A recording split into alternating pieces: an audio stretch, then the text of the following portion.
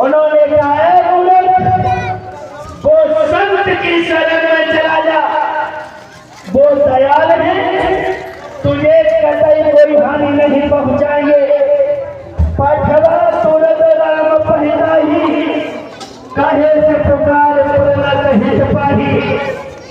जयंता ने नारद की बात मानी, क्योंकि परेशान हो गया इसलिए बात मानी। सीधा जयंता राम के पास गया और राम ने उसको देखा कि ये जगत बंधन कर रहा। आतुर सब है गए से पद जाई, त्राहि त्राहि दयाल रघुराई। आतुरंत बोला तुरंत रघुराई, मैं मत मन जान नहीं। ये सरकार मैं संसार के भोग विनाशों में नहीं करता, इसलिए मैंने आपकी ताकत नहीं परख पाई। हे सरकार आप दयालु हैं, जैसे चाहो वैसे छोड़ो। जैसे ही उन्होंने देखा कि अब तो ये चरण में है, प्यारे भाई बहनों, निज कृत कर्म जनित फल पायो, अब प्रभु पाए शरण तक आयो। अब जो आप दंड दोगे मैं सहन करूंगा, लेकिन हे सरकार अब इन चल कमलों से मैं जाने वाला नहीं हूँ। तो जब प्रभु श्री राम ने ये शब्द सुने, बोले अब तो ये बिल्कुल पक्का है। सुनी कृपाल अत्याद जबानी, एक नयन करी सजा भवानी। श्री रामचरितमानस में लिखा है, प्रभु श्री राम से खुश हो गए और खुश होकर उसे एक आंख का करके छोड़ दिया।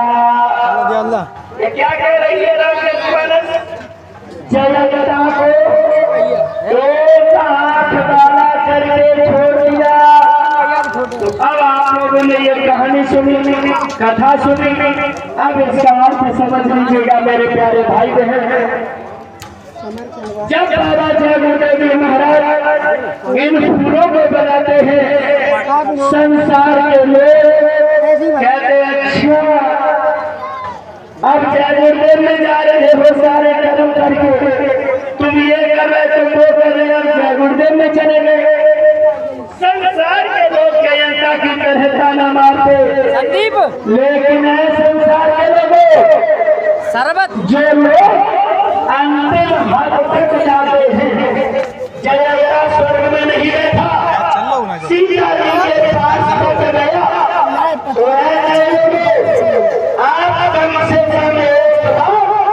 मथुरा जाके देखो और सीता जी के चरणों में एक बार चोट मार के देखो, चोट आपको सीता जी के चरणों में मारनी पड़ेगी, तब आप बचेंगे और आप प्रभु की महिमा को समझेंगे। तो जब नए लोग मथुरा जाएंगे, स्वामी जी महाराज के वहां कुछ ममता रगड़ेंगे। प्यारे भाई बहनों, इसके बाद क्या होगा? जयललिता को एक आंख का करके छोड़ देंगे। इसका अर्थ क्या है? बाबा जय गुरुदेव जी महाराज कहते हैं जयन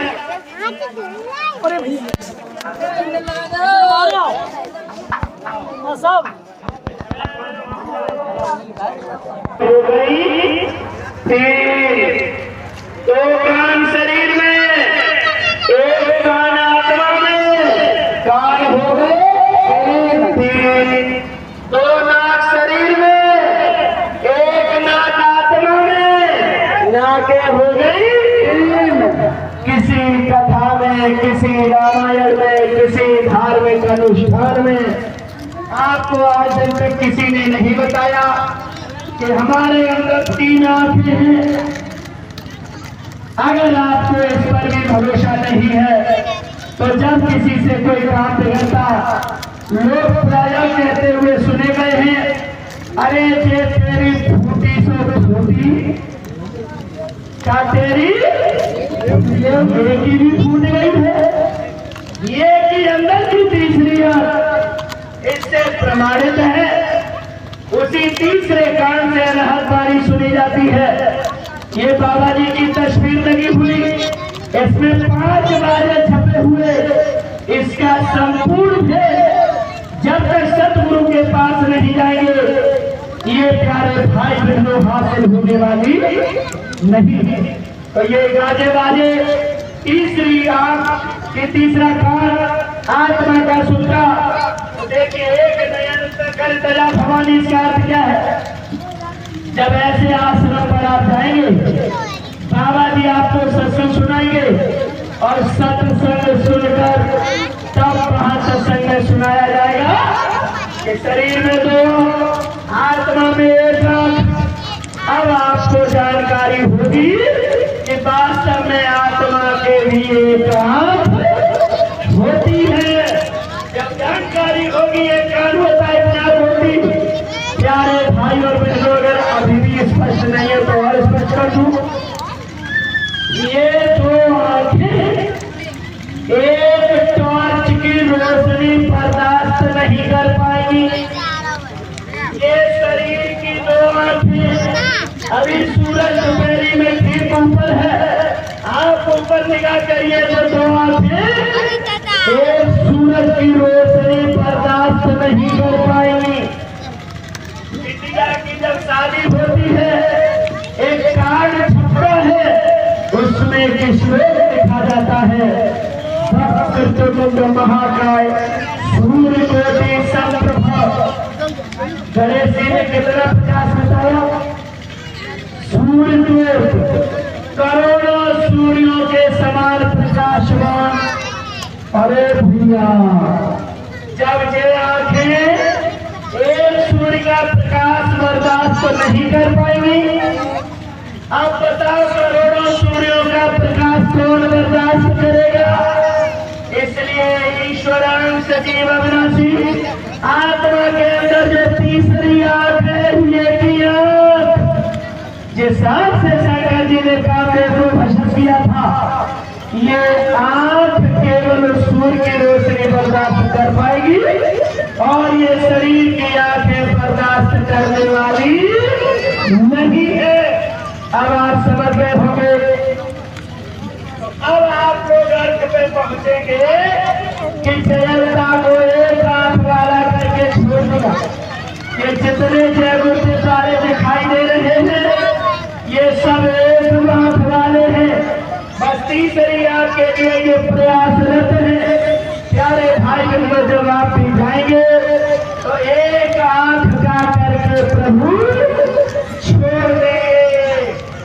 और जैसे हम चिल्ला रहे ऐसे जब तीसरे आंख के बारे में आप सुनोगे समझोगे आप भी हम लोगों की तरह चिल्लाओगे। यह 100% है। हम लोगों के भी बाल बच्चे लेकिन क्यों कर रहे? क्योंकि जो नए प्यारे भाई थे अब तक बाबा जी से अनभिज्ञ हैं, इन लोगों को भी स्वामी जी महाराज की बात को समझना है। तो इस तरीके से आपने ये बड़ा सुंदर आख्यान सुना।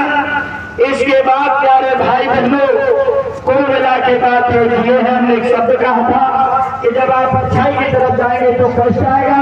देखो राम ने सीता जी को बड़ा सुंदर देखना चाहा था, इसलिए उन्होंने तैयारी करी, लेकिन एक कष्ट आया, लेकिन वो कष्ट अच्छाई में बदल गया। इसके बाद भगवान राम क्या करते हैं? आगे बढ़ते हैं, अत्रि के आश्रम पर पहुंचते हैं। पहुंचने के बाद राम की पूजा करते हैं। पूजा करने के बाद प्यारे भाई बहनों अत्रि जी ने देखो इनको अपने आश्रम पर बिठा लिया है। बिठाने के बाद राम तो उधर बैठे हैं और सीता जी को किसने अपने पास बुला लिया? अरण्य कांड पुण्य से भरा हुआ है। तो एक तो देखो आप तीसरे आंख वाले बन गए, और जैसे ही तीसरी आंख वाले बनोगे तो और क्या होगा? फट से ये अनसुईया रूपी आत्मा, सीता रूपी आत्मा प्यारे भाई बहनों एक सीख लेगी। क्या?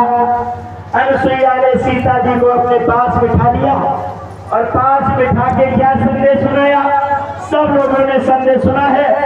तो प्यारे भाई बहनों यहाँ संदेश का अनुसुईया ये समझाना चाहती है कि हे सीता, संसार में 4 प्रकार की पतिव्रताएं हैं। सबसे अव्वल दर्जे की वो पतिव्रता है जो सपने में भी पराये पुरुष का मुंह नहीं देखती, उसके बारे में सोचती तक नहीं है। इससे पहले अनुसुईया ने क्या किया? अनुसुईया ने सीता जी को अपने पास बुलाकर क्या किया? थोड़ी सी 2 चौपाई जरूर सुन लो, बड़ा सुंदर आख्यान है। प्यारे भाई बहनों, रामायण इसीलिए लिखी गई, अगर ऐसे सुनकर हमने समझ लिया तो ये सरल ज्यादा दूर नहीं है। अनुसुईया से अर्थ ये है, भक्ति रूपी भक्ति ने हमारी आपकी आत्मा को अपने पास बिठा लिया। और देखो आज अनुसुईया सीता जी को क्या दे रही है? अनुसुईया के पद कही सीता मिली बहो सुशील विनीता। अनुसुईया के चरण छुए। चरण छूने से अर्थ क्या है? सीता है आत्मा, अनुसुईया है भक्ति गुरु। प्यारे भाई बहनों, जो इस समय आपको सुनाया जा रहा है, ये आत्मा रूपी सीता क्या करे? अनुसुईया रूपी यानी भक्ति रूपी अनुसुईया के पैर छूने। पैर छूने से अर्थ ये है कि जो भक्ति बताई जा रही है इसमें मेल कर ले, ये है इसका अर्थ। तो क्या हुआ? ऋषि पत्नी पवन सुख अधिकारी आशीष दे निकट बैठाई। जैसे अनुसुईया ने देखा ये तो बड़ी सुंदर भक्ति जब देखती है कि अब तो ये सुनकर बाबा जी के प्रति भक्ति के प्रति ये सजग है, तो तुरंत ये भक्ति अपने पास ऐसी आत्मा को बिठा लेती है। और जब बिठा लेती है तो क्या देती है? भक्ति हम लोगों को क्या देती है? दिव्य प्रसन्न भूषण पहिलाए, जे नूतन अमल सुहाए। अनुसुईया ने सीता जी को ऐसे दिव्य वस्त्र दिए जो कभी मैंने हर समय पहले खूब पहने, लेकिन वो कपड़े मैंने कभी होते ही नहीं। अब आप लोग शंका करोगे, ऐसा कौन सा कपड़ा होता है जो मैला नहीं होता? सतगुरु है रंग रे चुनर मोरी रंग डाली। हे सरकार ऐसी चुनर को रंग वो भी भूले जाए सारी उमरिया, सतगुरु पिया मोरी रंग दो। ऐसा रंग रंगते हैं, ऐसा वस्त्र को रंगते हैं, सब लोग होते रहिएगा, लेकिन ये रंग छूटता नहीं। ये दिव्य वचन से अर्थ ये है कि जो सत्संग सुनाते हैं, ये सत्संग रूपी कपड़ा ये रोज नया नया सा लगता है, ये कभी मेला नहीं होगा। ऐसे लोग जो अभी संसार में फंसे थे अब सत्संग में चले गए हैं, तो सत्संग रूपी कपड़ा अनुसुईया आज सीता जी को वो पहरा रही है। तो वो कौन सा कपड़ा है? माता पिता भ्राता हितकारी मित्रव्रत सब सुन राजकुमारी, आने दान भरता दे ही अब हम सुनार जो सेवते ही।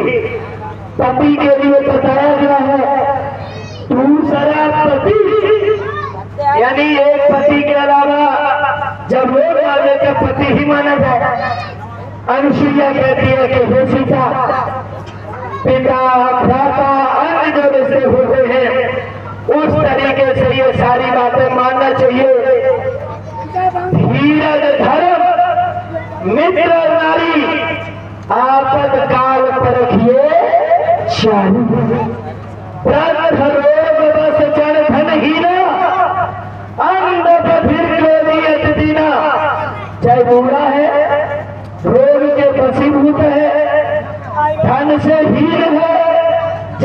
भीगा है, अंधा है, पहरा है, क्यों है और गरीब है।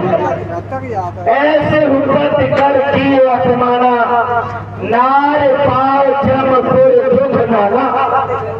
अगर स्त्री अपने पति को छोड़कर इन सारी अवस्थाओं में अगर दूसरे पुरुष का साथ करती है, ऐसी स्त्री नरकगामी बनती है। एक धर्म एक धर्मेमा काय वचन मन पद प्रेमा। एक पति के चरणों में उसका विश्वास होना चाहिए।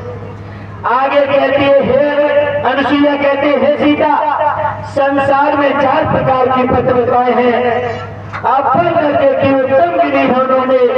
तो आज अनुसुईया कहने लगी है सीता, हम सबका ख्याल जो एक सबका परम पिता परमेश्वर है, उसके अलावा दूसरे के चरणों में नहीं जाना चाहिए। तो देखो यहाँ भी हमें सीख मिल गई। जब ऐसे सुंदर पति, प्यारे भाई बहनों, जब पति की बात आ गई है तो हम ये स्थिति यही क्लियर कर दे तो ज्यादा अच्छा है। अब जब भी कहीं बीच में आएगा तो फिर देख लेंगे। अब देखो हमारे ये पीछे एक बोर्ड लगा हुआ है। अनुसुईया कौन से पति के बारे में बात कर रही है? ऐसे पति के बारे में को संसार की विद्या तो समझनी है, वो तो समझना ही है, लेकिन मूल पति जो वो है ये है। तो प्यारे भाई बहनों, इस बोर्ड की तरफ हम सब लोग करेंगे। ऊपर लिखा हुआ है, प्रत्येक जीव के 7 गुरु होते हैं। 7 गुरु। प्रथम गुरु पिता माता, जो है रक्त बीज के दाता। पहले गुरु माँ बाप होते हैं जो शरीर देते हैं। दूसरे गुरु भाई बताई गर्भवास की मेल छुड़ाई। देखो वहां दाई अपना काम कर रही है, चित्र छपा हुआ है। तीसर गुरु ने नाम धरावा, तब गांव देश के लोग पुकारा। जो धागा बांधकर पंडित जी नामकरण संस्कार करते हैं, ये तीसरे गुरु होते हैं। चौथे गुरु ने शिक्षा दी, तब संसारी मार्ग चिन्हा। यानी पढ़ाई वाली डिग्री या जो भी पढ़ने लिखने का, ये सब चौथे गुरु के अंतर्गत आ जाता है। प्यारे भाई बहनों, 5वें गुरु ने दीक्षा दी, राम कृष्ण का सुमिरन कीना। देखो राम कृष्ण की जो आप पूजा करते हो, या ऐसे गुरु जो राम और कृष्ण की पूजा कराते हैं, इशारा किया गया है इन्हें 5वें गुरु के अंतर्गत गिना गया है। सच्चा गुरु कौन है? सच्चा पति सीता जी के लिए कौन है? राम कृष्ण वाले गुरु, इतने तक की जानकारी कराने वाले गुरु, ये 5वें के अंतर्गत आते। 6वें गुरु ने सत्संग जोड़ा, ओंकार से नाता जोड़ा। ओम तक की जानकारी 6ठे गुरु करा रहे। माता बहने 1 से लेकर 6 भावर लगा देती है, लेकिन कहती है कि अब बुद्धि बातें 1 भावर से 6 भावर तक लड़की अपने पिया की कब होती है? 7वां सतगुरु सत शब्द लिखावा, और जहाँ का जीव तहाँ पहुँचावा। 7वां सतगुरु सत शब्द लिखावा, और जहाँ का जीव तहाँ पहुँचावा। जब ये 7वां गुरु मिलेगा, शब्द भेदी, जो कि सबसे ऊपर है, प्यारे भाई बहनों, जहाँ की आत्मा रहने वाली पहुँच जाएगी। ऐसे गुरु के लिए अनुसुईया कहती है कि हे सीता, ऐसे गुरु जब मिल जाए तो इनके अलावा फिर आपको कहीं दूसरी जगह कदम रखने की जरूरत नहीं है। जब लग गुरु मिलने साचा, तब लग गुरु करह रस पाचा। गुरु वही जो सत सनेही, और सत बिना दूसर नहीं सोई।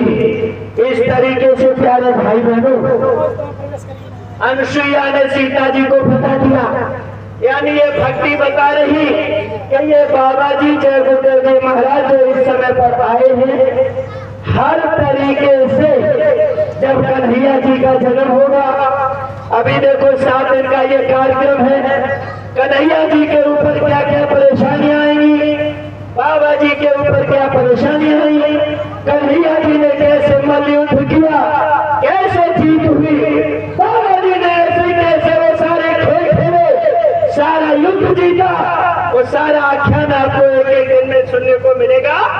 प्यारे भाई बहनों, इतना समझाने के बाद देखो प्रभु श्री राम आगे बढ़ जाते हैं। आगे बढ़ने पर इन्हें ऋषि मुनियों का दर्शन होता है, और जब दर्शन होता है एक सर्वभंग मुनि मिलते हैं। सर्वभंग मुनि इनका दर्शन करते हैं। सर्वभंग मुनि दर्शन करते हुए कहते हैं, चितवत पंख रहो जगाती, तुम्हें देख शीतल भई छाती। सर्वभंग मुनि ने ये कहा, मैं जा रहा था। प्यारे भाई बहनों, ये भी प्रकरण सुन लो, बड़ा जरूरी है। सर्वभंग मुनि ने राम का दर्शन किया, और राम का दर्शन करने के बाद उन्होंने कहा, सरकार मेरी बात सुन लो, मेरी आत्मा जा रही थी, लेकिन हमने जैसे ये हो रहा जय गुरुदेव बाबा जी का संदेश, कलयुग में कलयुग जाएगा, सतयुग आएगा, बाबा जी का ये फरमान याद करेगा हिंदुस्तान। ऐसे ही शाकाहारी प्रचार के अंतर्गत जैसे आज ये चल रहा, ऐसे ही सर्वभंग मुनि जो थे, इनके समय की बात है। सर्वभंग मुनि ने जब राम का दर्शन किया, तब सर्वभंग मुनि ने राम से कहा कि हे राम, मेरी आत्मा जाने वाली थी। जब मैंने आपके बारे में सुना कि आप आ रहे, इस तरीके से आप काम करेंगे, मैंने उसी दिन संकल्प ले लिया कि हे प्रभु, अगर मेरी आत्मा जा रही है, अगर वास्तव में आप सही हो, तो मैं भी आपका दर्शन करना चाहता हूँ, बशर्ते मुझे अब कुछ प्राण दिए जाए। बाबा जी राम, यानी राम से सर्वभंग मुनि कहने लगे, जिस दिन से मैंने ये सुना, उसी दिन से संकल्प किया मुझे भी दर्शन हो, और मैं भी उनका काम करूंगा, शाकाहारी का प्रचार करूंगा। हे राम, जैसे ही मैंने संकल्प लिया, मेरी आत्मा जाने वाली थी, भगवान के पार्षद आ गए थे, लेकिन जब मैंने संकल्प ले लिया कि मैं भी यह प्रचार करूंगा, मैं भी दर्शन करूंगा, पार्षद लौट गए, विमान लौट गया। उसी दिन से हमारी उम्र बढ़ गई, और बढ़ते बढ़ते आपका प्रचार करते करते जब आज मुझे दर्शन हुआ है, तब इसमें चौपाई लिखी गई है। उन्होंने कहा, चितवत पंख रहो दिन राती, और अब प्रभु देख जुड़ानी, अब मुझे चैन हुआ है। इसलिए प्यारे भाई बहनों, जैसे सर्वभंग मुनि ने संदेश सुनकर संकल्प ले लिया कि हम भी बाबा जी आपका काम करेंगे, अगर आप लोगों ने भी संकल्प ले लिया, बाबा जी ने जिम्मेदारी ली है कि सतयुग आप अपनी आंखों से अवश्य देखोगे। ये बाबा जी का स्टेटमेंट है, ये बाबा जी का कथन है। आज आपने सर्वभंग मुनि की तरह ये संकल्प अगर वास्तव में लेते हैं, तो जो जो आपको सुनाया जा रहा, ये सब आपके सामने आएगा। जैसे राम ने दर्शन दिए, ऐसे ही प्यारे भाई बहनों, आप भी ऐसे महान व्यक्तित्व का दर्शन अवश्य करेंगे। इसलिए आपको कोई ऐसे ही नहीं सुनाया जा रहा, ये वो सुनाया जा रहा जो आगे होने वाला है। इस तरीके से प्यारे भाई बहनों, ये अरण्य कांड में देखो दो सलीका जीवन जीने की कला के हमें मिल गए हैं। इसके बाद प्यारे भाई बहनों क्या हुआ, अरण्य कांड में ही बड़ा सुंदर हम सब लोग आख्यान देते हैं। क्या होता है, पंचवटी पर महर्षि वाल्मीकि द्वारा बताए गए पावन स्थान पर पहुंचते हैं। और प्यारे भाई बहनों, जैसे ही पंचवटी पर प्रभु श्री राम पहुंचते हैं तो अब आपके काम की चीज है, इसे गौर से प्यारे भाई बहनों श्रवण करेंगे। इसमें बड़ा ही आनंद है। एक तो ये पंचवटी निवास, राम लक्ष्मण संवाद, और इसी में प्यारे भाई बहनों एक चीज और है, उसे हम सब देखते हैं। तो चलिए, सुग्रीव की इसी में मित्रता है राम से, और इसके बाद अरण्य कांड समाप्त होता है। तो चलिए प्यारे भाई बहनों, समय है हमारे पास, अरण्य कांड भी पूरा करना है। तीसरे पायदान में जो पुण्य मिलना वो भी प्राप्त करना। तो हम सब लोग पंचवटी की तरफ चलते हैं। बोलो जय गुरुदेव। जैसे ही पंचवटी की तरफ गए तो क्या होता है, पंचवटी पर एक दिन प्रभु श्री राम बड़े ही आनंद से बैठे हुए हैं। तो क्या लिखा गया, वो स्वामी जी महाराज क्या बयान देते हैं, एक बार प्रभु सुख आसीना, लक्ष्मण बचन कहे छलहीना, सुर नर मुनि सचराचर साई, मैं पूछो निज प्रभु की नाई। प्रभु शब्द है। लक्ष्मण ने कहा कि हे मालिक, मैं आपको सर्वेश्वर स्वामी समझता हूँ। हे प्रभु, लक्ष्मण ने क्या कहा, मैं आपको प्रभु की तरह समझता हूँ। तो जय गुरुदेव नाम प्रभु का, किसका? प्रभु का। तो रामायण में इशारा कर दिया गया है, जो राम और लक्ष्मण की बातचीत हुई, इसे जब प्रभु आएंगे तभी समझ में आएगा। इससे पहले ये प्रकार समझ में आने वाला कौन समझाएंगे? इस प्रकार को कौन समझाएंगे? प्रभु। तो आज बाबा जय गुरुदेव जी महाराज ने समझाया, तो आपके बीच में समझाया जा रहा। लक्ष्मण ने क्या पूछा, मोहि समझाए कहो सेवा, सब तज करहु चरण रज सेवा। हे मालिक, हमें समझाओ, जब समझाओगे हम सब छोड़ देंगे और तुम्हारे ही चरणों की आज से पूजा करेंगे।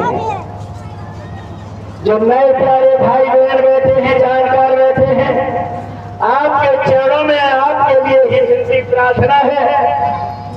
लक्ष्मण जी ये कह रहे हैं कि अगर आज आपने मुझे संतुष्ट कर दिया तो आज के बाद हम सब छोड़ देंगे और प्रभु के ही चरणों की पूजा करेंगे। लक्ष्मण ने सारा भेद पूछा है। ईश्वर जीव भेद प्रभु सकल समझाए, जाते हुए चरण रति शोक मोह भ्रम जाए।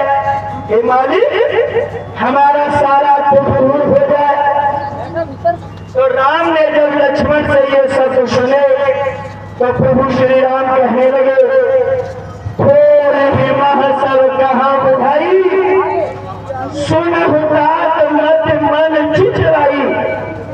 मैं थोड़े में बताने जा रहा हूं। मन चित्त बुद्धि लगाकर सुनना।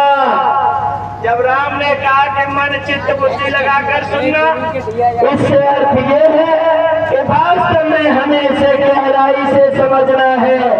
ऐसे नहीं है कि फर फर फर करके सुन लिया, नहीं, इसे गहराई से समझना। तो गहराई वाली बात इसमें है, क्या है? माया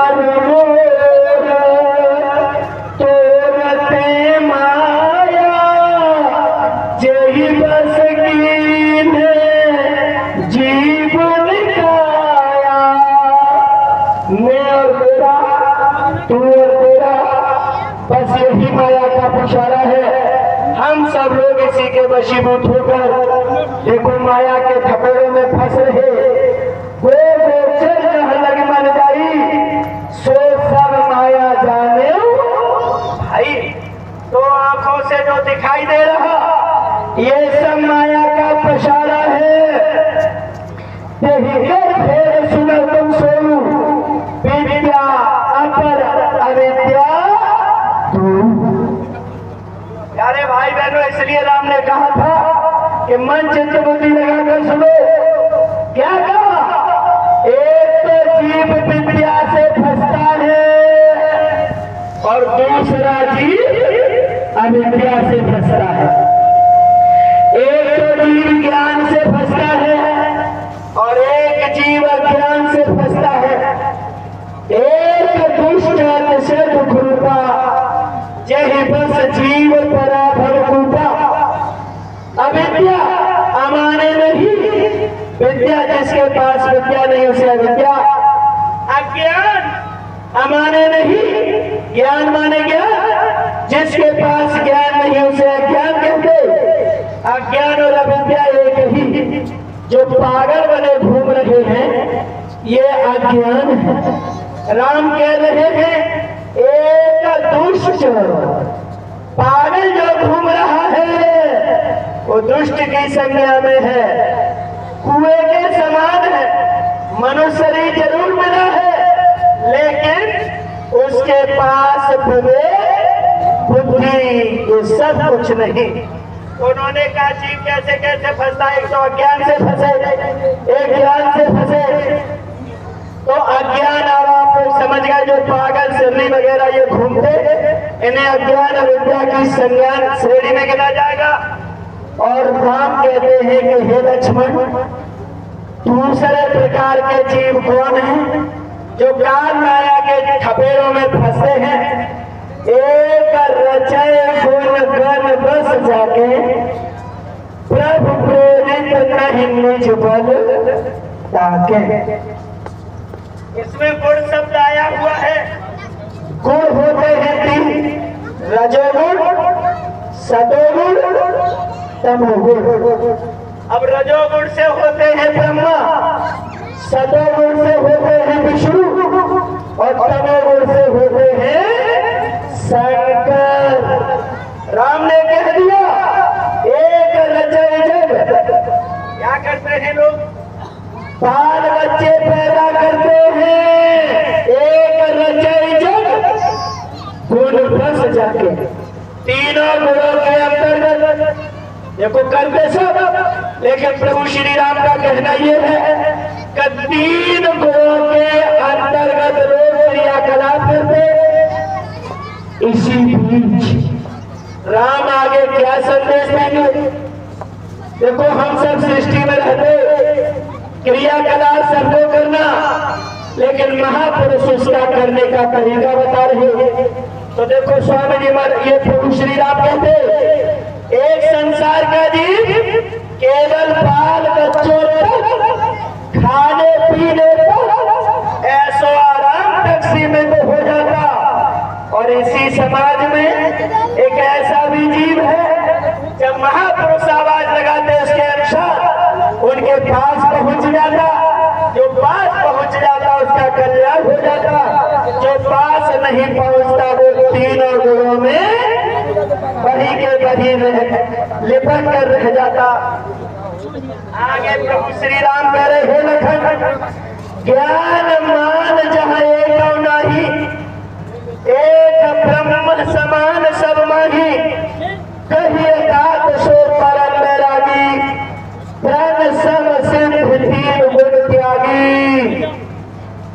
हे लखन, सबसे बड़ा बैरागी जानकार वही है जो तीन प्रकार की सिद्धियां होती हैं, तीन प्रकार के गुण होते हैं, रजोगुण, सतोगुण, तमोगुण, तीन प्रकार की सिद्धियां।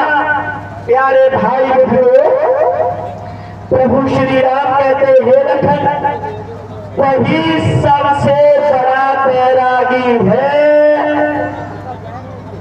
तीनों प्रकार की सिद्धियां, तीनों प्रकार के गुण गाय के समान त्याग दिए हैं, तिनके के समान जिसने त्याग दिए हैं, वही सबसे बड़ा बैरागी है, जानकार है। अब प्यारे भाई बहनों, इसका अर्थ समझ लो। संत मत की साधना कहां से शुरू होती है? मनुष्य को खड़ा कर दो, अच्छा बेटा, जहां से सृष्टि की रचना होती है, मनमुक्त प्यारे भाई बहनों, इंद्री द्वार, यहाँ पर ब्रह्मा जी का वास है। ये जो नाभि कमल है, यहाँ पर विष्णु जी रहते, सदा वसंतम हृदयारविंदे, यहाँ पर शंकर जी रहते। तीनों देवताओं की माता ये कंठ चक्र पर रहती, और हम सबकी आत्मा कहाँ है?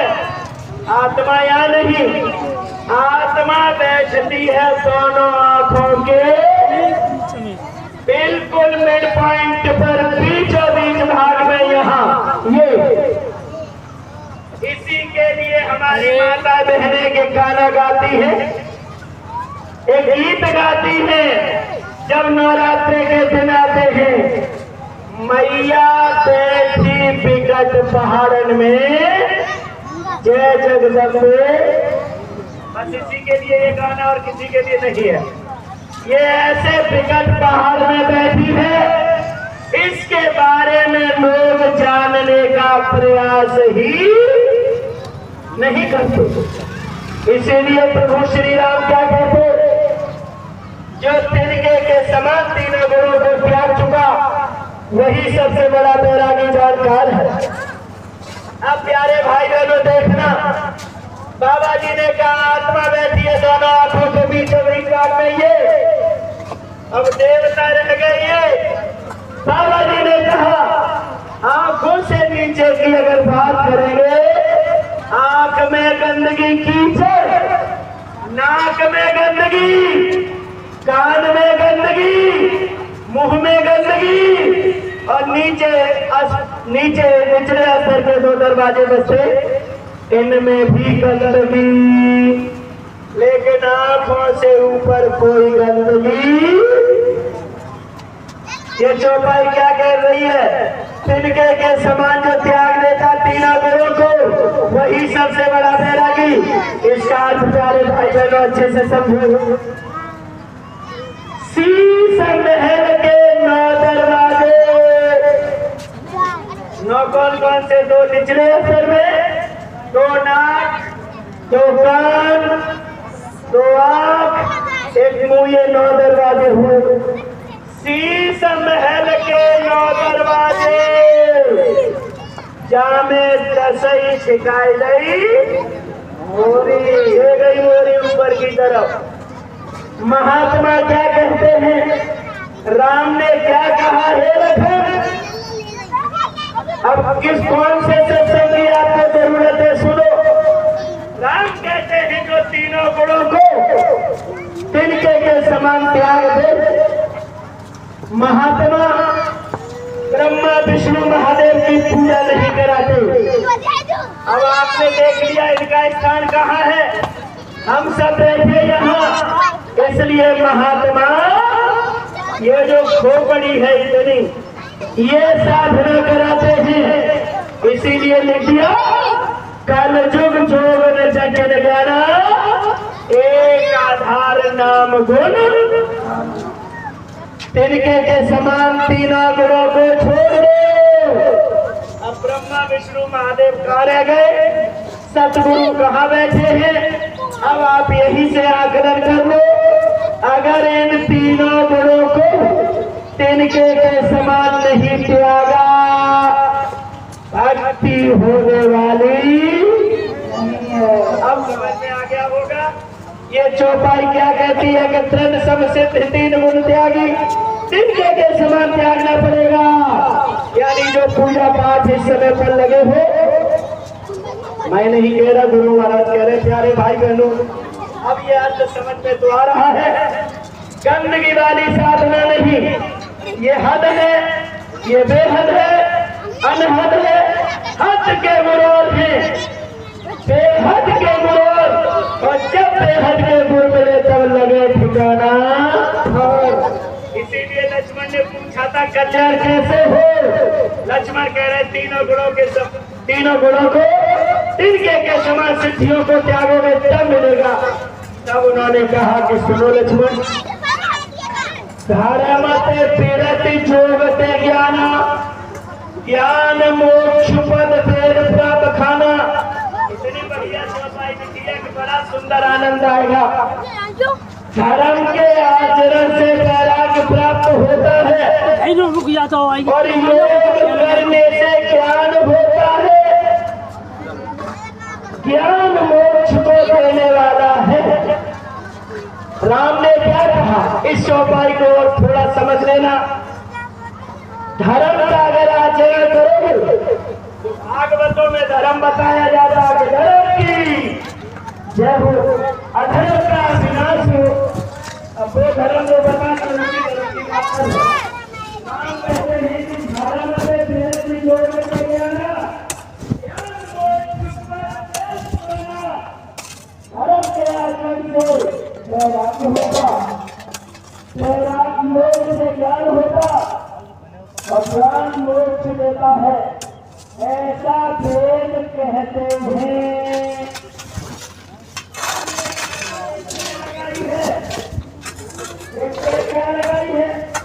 ऐसा वेद कहते हैं कि धर्म का आचरण करोगे तो वैराग्य हो जाएगा, ज्ञान प्राप्त करोगे तो मोक्ष मिल जाएगा और योग करोगे तो ज्ञान हो जाएगा।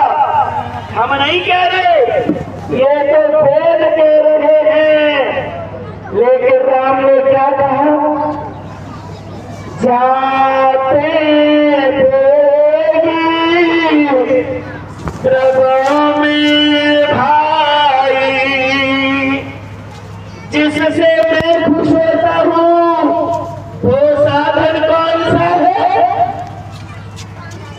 सोम भगति भगत सुखदाई।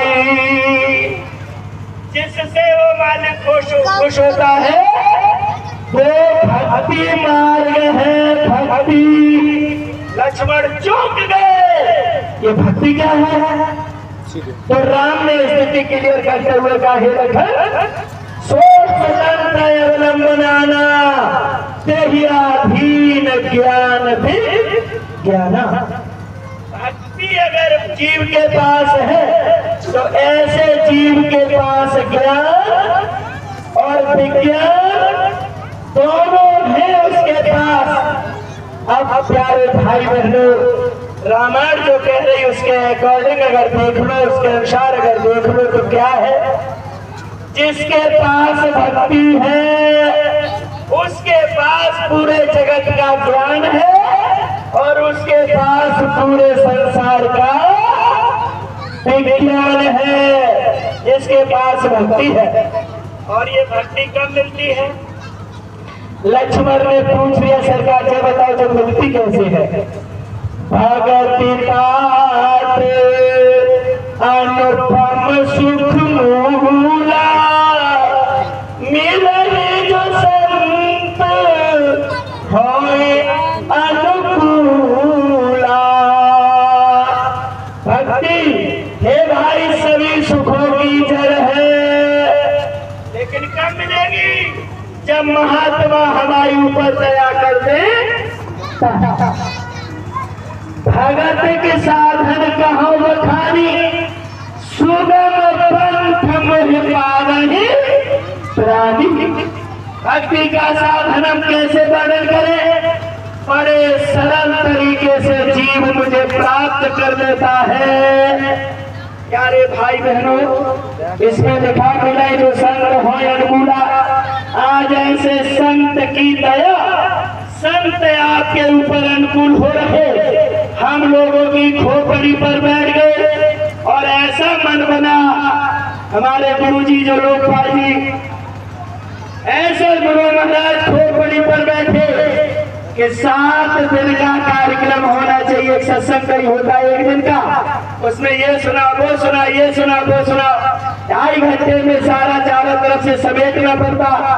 तो देखो गुरु महाराज खोपड़ी पर बैठे, बाबा जी देख रहे, कुछ यहाँ पर पुजारी ज्यादा है, जानकार ज्यादा है, इनके पुण्य में हो रहे। तो बाबा जी ने कहा जिसे मालिक की इच्छा होती है, सदगुरु उनके पास अपना संदेशा स्वयं भेजते हैं। इसलिए बाबा जी की दया हो गई। दया के अंतर्गत आपके बीच में यह 7 दिन का कार्यक्रम चल रहा। एक एक बात पॉइंट बताने का प्रयास किया जा रहा।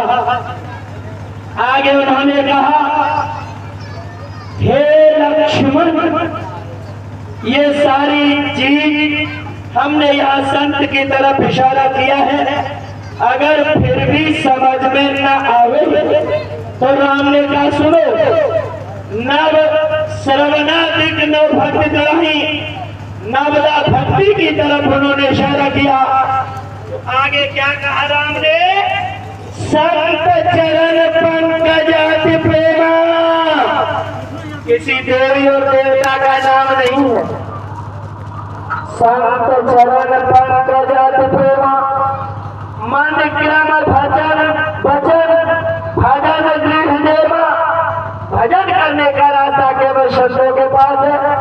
जब ऐसे संतों के पास हम लोग जाएंगे तो राम कहते ये लखन भगत जोग सुने अति सुख पाला, लक्ष्मण प्रभु चरणन सिर नावा। जैसे ही लक्ष्मण जी ने ये सुना, अरे भक्ति तो ये बड़ी सरल है, अगर इसके पीछे लग जाए तो कल्याण सहजी में हो जाएगा। सोई राम के चरण कमल चूम लिए।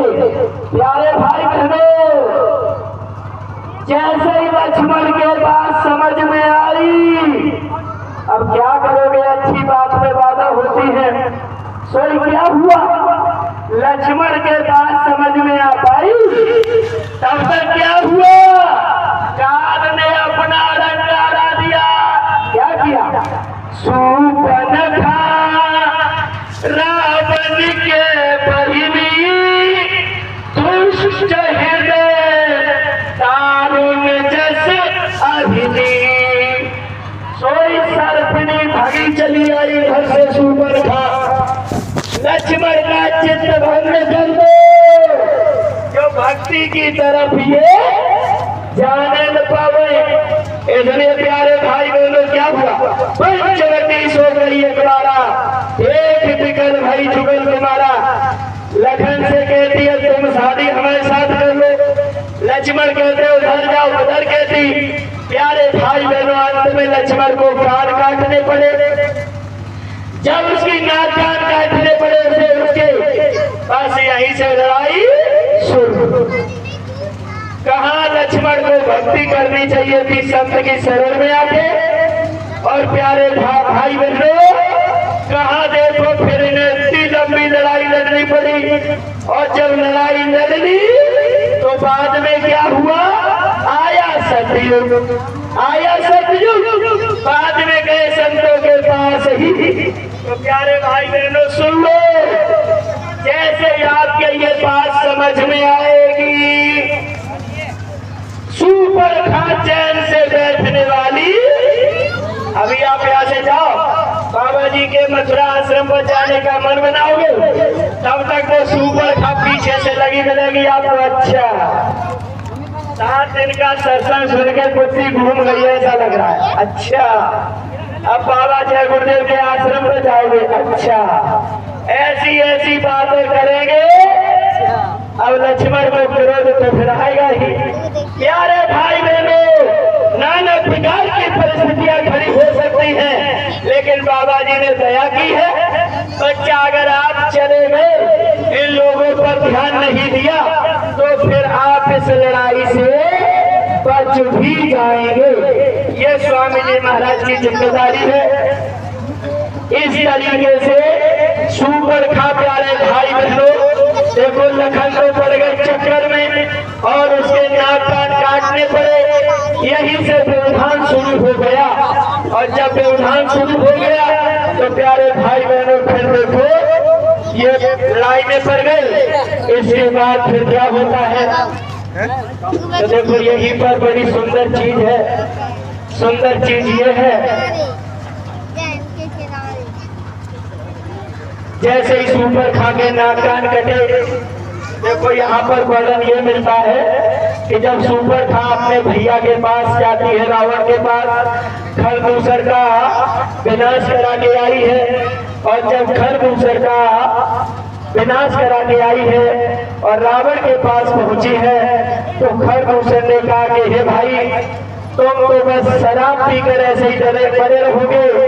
शराब पीकर तुम्हारी बुद्धि चली गई है, अब मेरी तो तुम सुनोगे ही नहीं। इस तरीके से सुपर खाने नाना प्रकार के वचन कहे। कहने का अर्थ ये है, सुपर खा जो राक्षस प्रवृत्ति की थी, इसने भी शराब की बात करी है। कुल मिला के बात ये है प्यारे भाई और बहनों, शराब हर जगह पर गंदी है। देखो रावण ने जब बात सुनी, जब उसको कान और ये नाक से नहीं देखा, बस यहीं से मामला आगे बढ़ गया। और जब मामला आगे बढ़ गया, सीधा गया मारीच के पास, मारीच को समझाया और मारीच ने कहा ऐसा मत करो। देखो मारने के लिए दौड़ पड़ा। मारीच ने कहा कि चलो इसके हाथों मरेंगे, प्रभु के ही हाथों मरे। यारे भाई बहनों, सीधा उसने रूप धारण किया और इधर देखो काम चलता। कुल मिला के बात ये है, जैसे ही प्रभु श्री राम इधर अपनी लीला कर रहे, उधर रावण अपनी लीला कर रहा, तो लक्ष्मण गए बनाई जब लैन मूल फलबंद जनक सुतासन बोले बृहस के पास सुखवृंद। जैसे ही लक्ष्मण जी कंद मूल फल लेने के लिए गए, सोई राम ने कहा, हे सीते सोना रुपया प्रतरुचिर सुशीला, मैं कछु करब लीला। हे सीते, अब मैं कुछ लीला करना चाहता हूँ। लीला क्या करेंगे? ये दुष्टों का विनाश ही तो करना। तो उन्होंने कहा हम कुछ लीला करना चाहते हैं।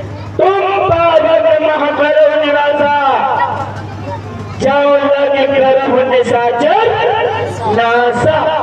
तुम अग्नि में प्रवेश करो, तब तक हम दुष्टों का संहार करें।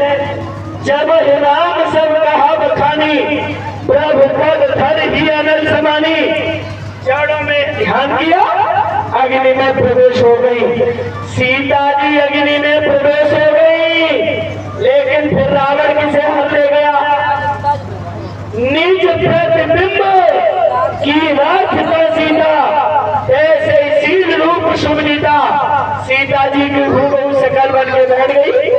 प्यारे भाई बहने, लक्ष्मण हुए मरम न जाना, जो चरित रचा भगवान।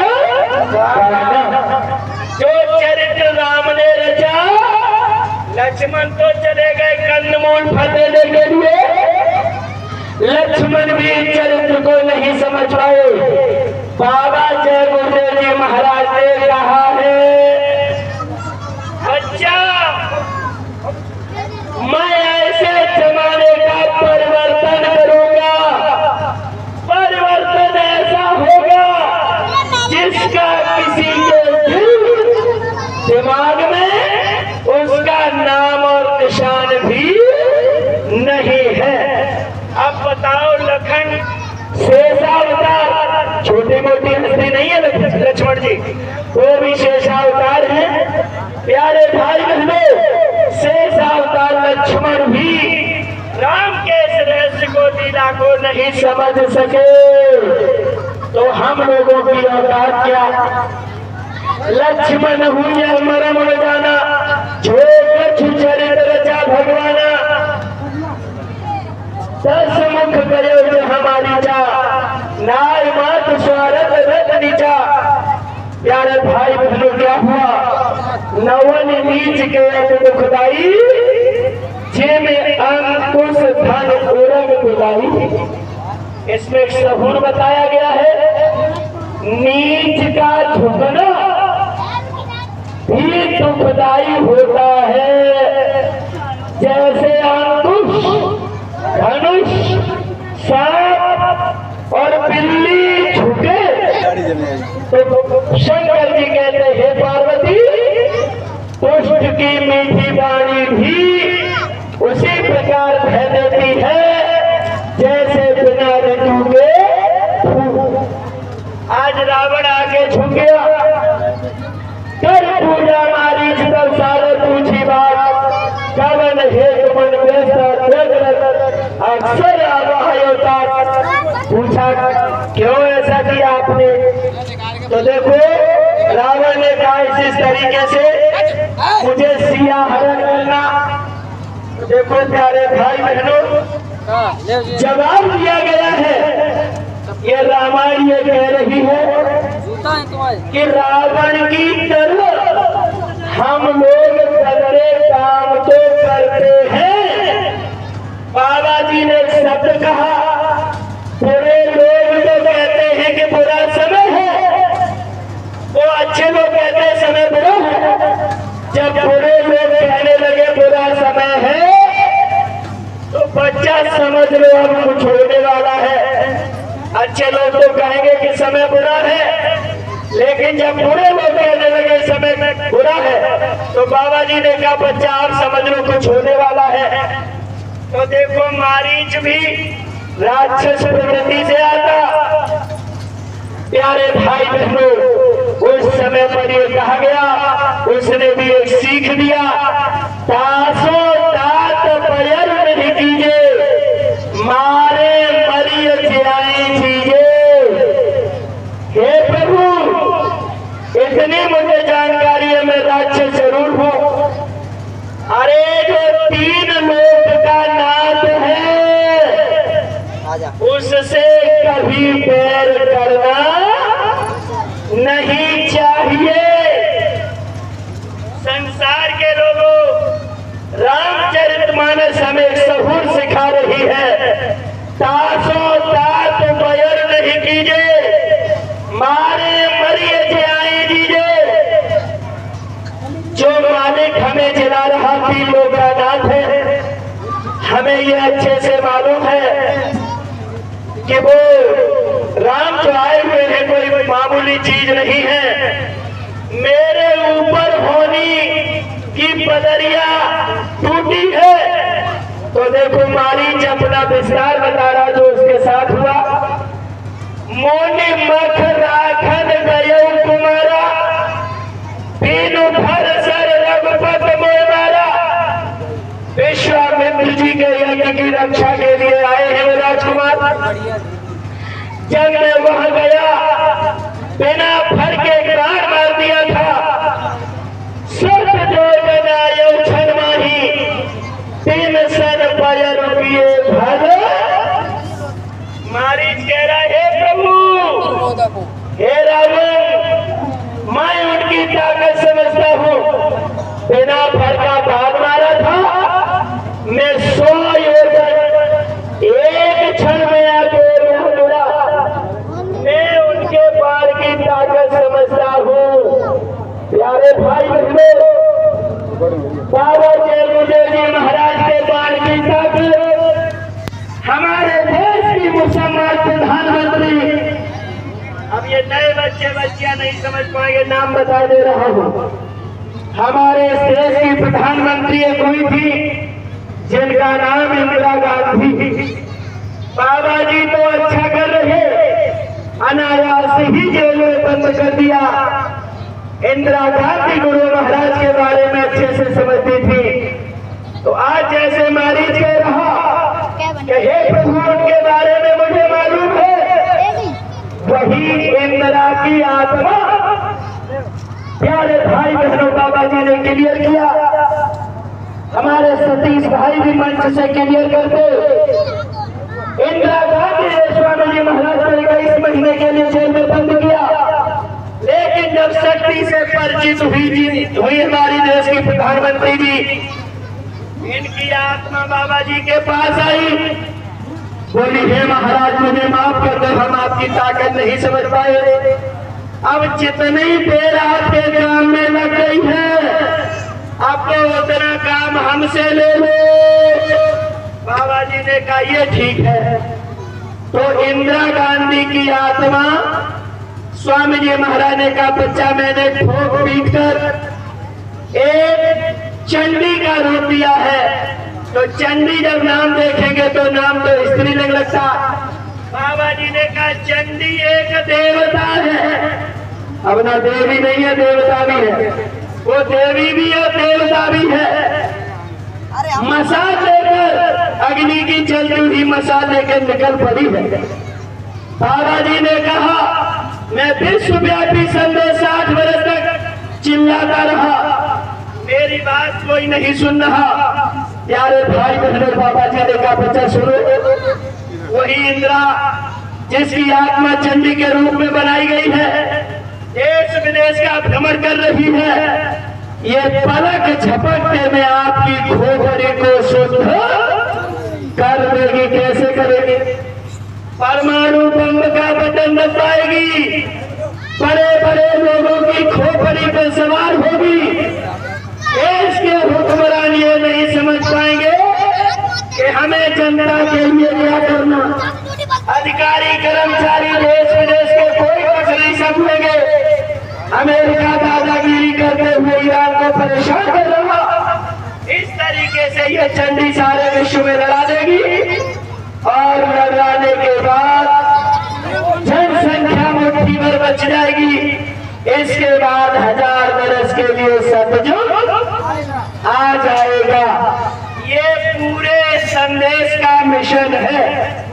इसलिए तुम्हारी आज राम की ताकत का बयान कर रहा। मुशम्मा प्रधानमंत्री से पूछिए बाबा जी की ताकत क्या है।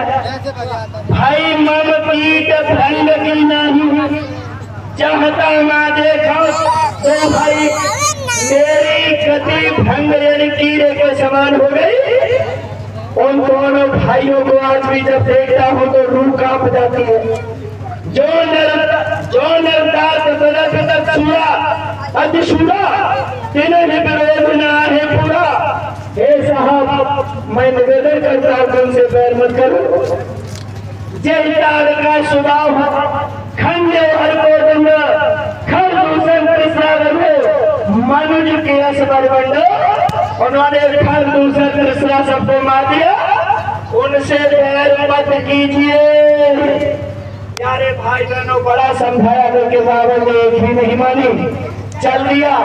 और जब वो चला तो प्यारे भाई बहनों क्या हुआ, चलता चला जा रहा और जब चलता चला गया और इस तरीके से प्रभु श्री राम उनके पीछे हो लिए। और जब पीछे हो लिए तो देखो मैं आपको बार बार सुना रहा हूँ, ब्रह्मा विष्णु महादेव अपने पिता राम के बारे में नहीं जानते। इसमें चौपाई लिखी गई है। वो मारीच सोने का मृग बन के आगे आगे दौड़ रहा, राम पीछे पीछे दौड़ रहे। तो इसमें चौपाई लिखी है, निगमने शिव ध्यान न माया मृग पाछे सुभावा। निगम कहते हैं जिन्हें 4 वेद 18 पुराण ये निगम में आते हैं, जिन्हें शंकर जी अपने ध्यान में भी नहीं पाते। ऐसे प्रभु श्री राम माया के मृग के पीछे दौड़ रहे हैं।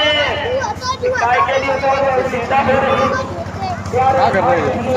देखो वो आता है वो लड़का हमें मार देता है। सीधे चला गया, उससे उसने आवाज मारी, वही करना क्या लिखा हुआ है है। ये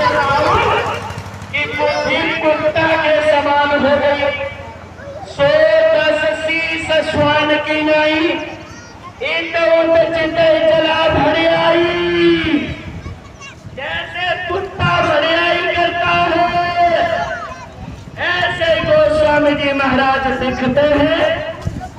इस समय जो लोग इधर उधर भड़ियाई करते हैं कुत्ते की तरह, ऐसे लोगों का होता क्या है?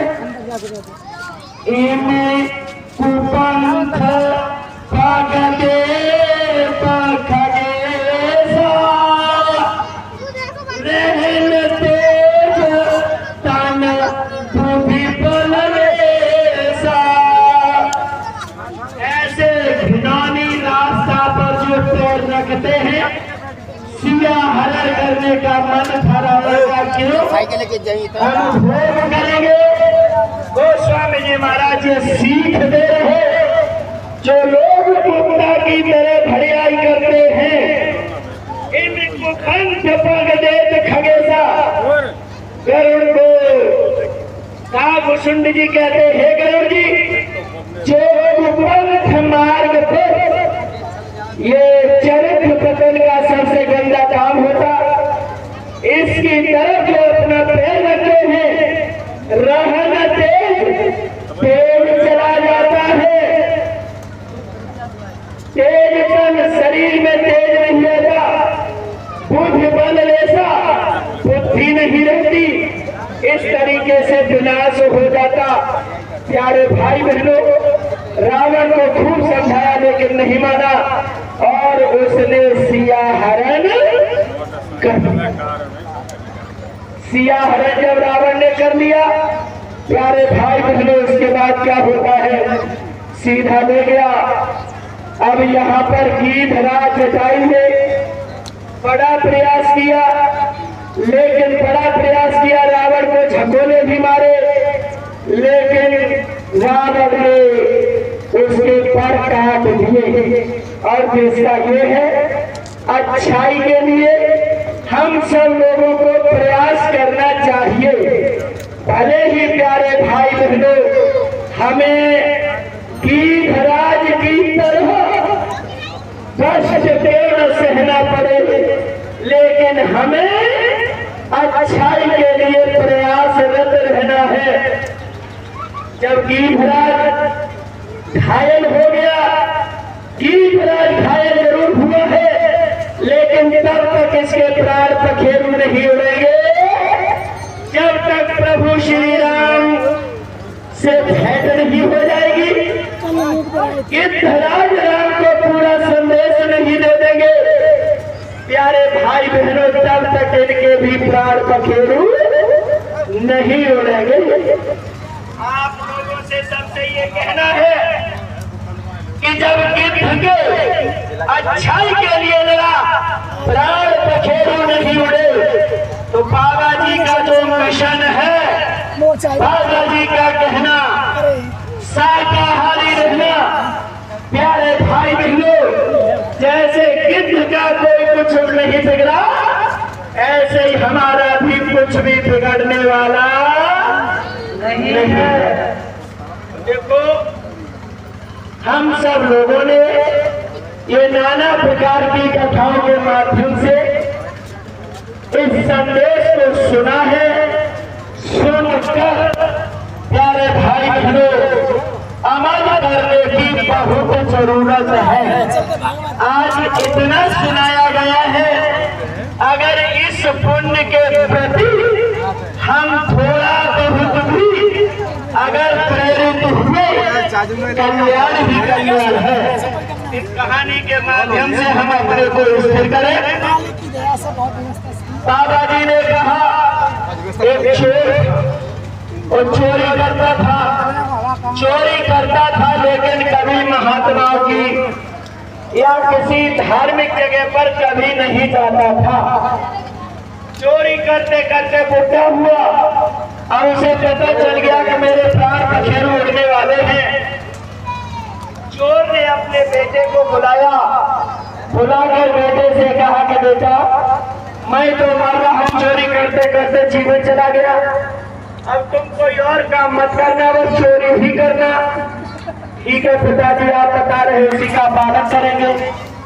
बेटा चोरी तो करोगे, लेकिन कभी किसी सत्संग में, किसी धार्मिक स्थान पर बिल्कुल नहीं जाओगे।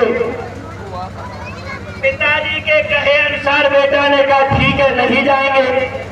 चोर मर गया, बेटा चोरी करने लगा। प्यारे भाई बहनों, ये भी बड़ा नामजद चोर हुआ।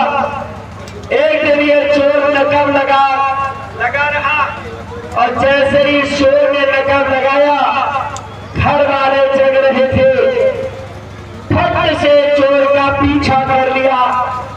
चोर चारों तरफ से भागता हुआ, पीछे से गांव वाले भाग रहे, दिखाई दे रहा ये गया वो गया, ये गया वो गया। चोर को प्यारे भाई बहनों, वो सब लोग देख रहे, पीछा कर रहे।